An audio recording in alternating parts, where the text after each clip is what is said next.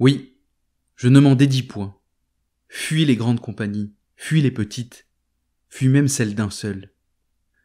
Je ne sache personne avec qui je veuille te voir communiquer. Et vois quelle estime tu obtiens de moi, j'ose te confier à toi-même.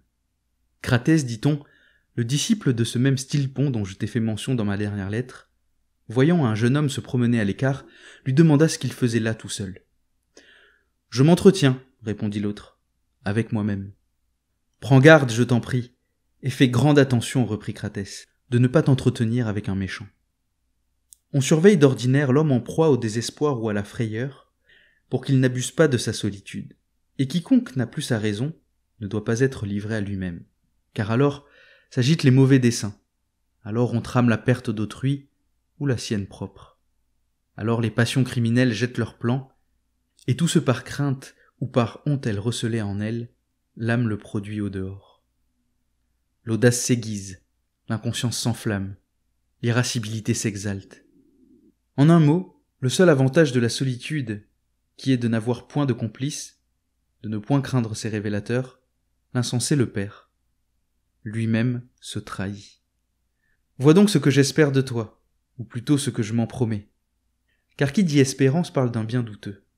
Je n'imagine pas avec qui j'aimerais mieux te voir qu'avec toi.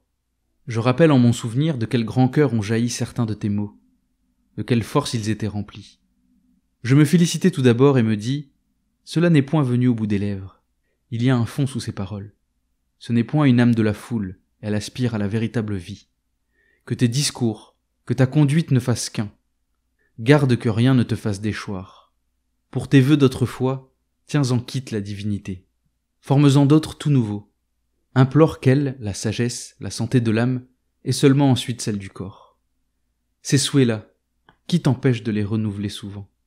Tu peux hardiment les faire, tu ne demanderas rien du bien d'autrui. Mais, selon ma coutume, pour joindre à ma lettre quelques petits présents, voici une chose bien vraie que je trouve chez Athénodore.